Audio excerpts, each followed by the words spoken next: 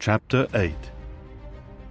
Then Jehovah said to Moses, "Go into Pharaoh and say to him, 'This is what Jehovah says, Send my people away so that they may serve me.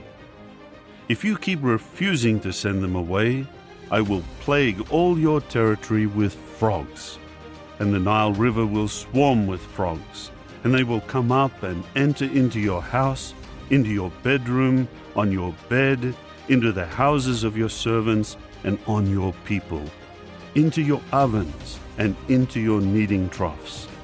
On you, on your people, and on all your servants, the frogs will come up." Jehovah later said to Moses, "Say to Aaron, Stretch out your hand with your rod over the rivers, the Nile canals, and the marshes, and make the frogs come up over the land of Egypt." So Aaron stretched out his hand over the waters of Egypt, and the frogs began to come up and to cover the land of Egypt.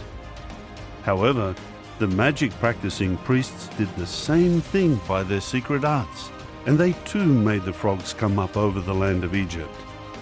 Pharaoh then called Moses and Aaron and said, "Plead with Jehovah to remove the frogs from me and my people, as I want to send the people away so that they may sacrifice to Jehovah."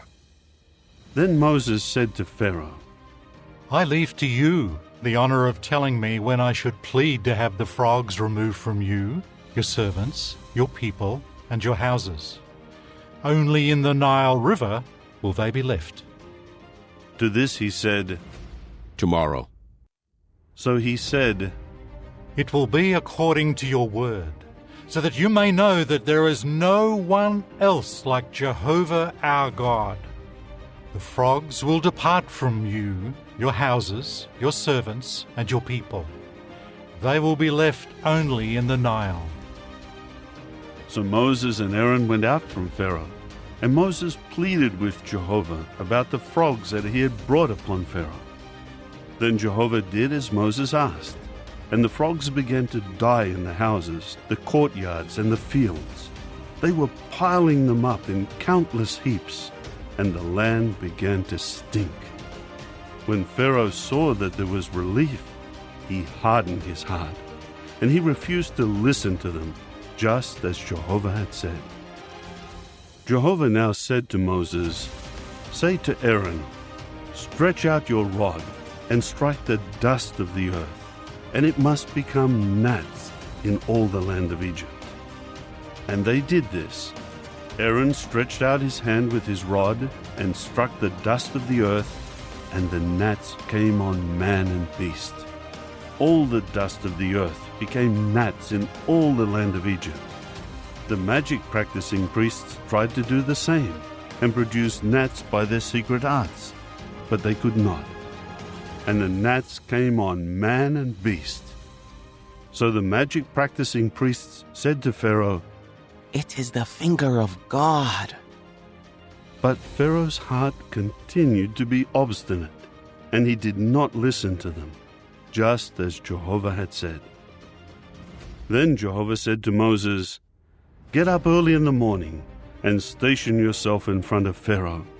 Look, he is coming out to the water, and you must say to him, 'This is what Jehovah has said, Send my people away so that they may serve me. But if you do not send my people away, I will send on you, your servants and your people, and into your houses the gadfly. And the houses of Egypt will be full of gadflies, and they will even cover the ground they stand on. On that day I will certainly set apart the land of Goshen, where my people are dwelling. No gadflies will exist there, and by this you will know that I, Jehovah, am here in the land. And I will make a distinction between my people and your people. Tomorrow this sign will take place." And Jehovah did so, and heavy swarms of gadflies began to invade the house of Pharaoh and the houses of his servants and all the land of Egypt.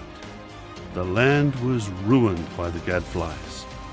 Finally, Pharaoh called Moses and Aaron and said, "Go, sacrifice to your God, in the land.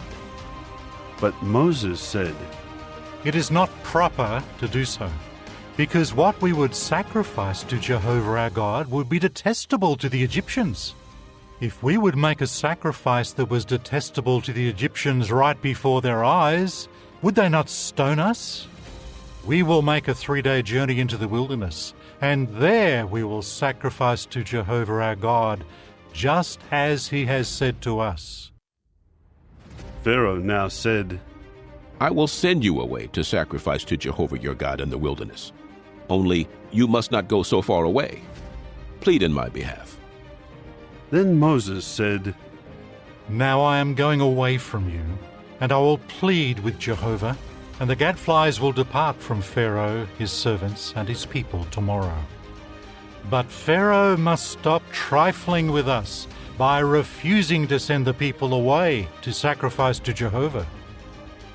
Moses then went out from Pharaoh and pleaded with Jehovah. So Jehovah did according to Moses' word, and the gadflies departed from Pharaoh, his servants, and his people. Not one was left. However, Pharaoh again hardened his heart and did not send the people away.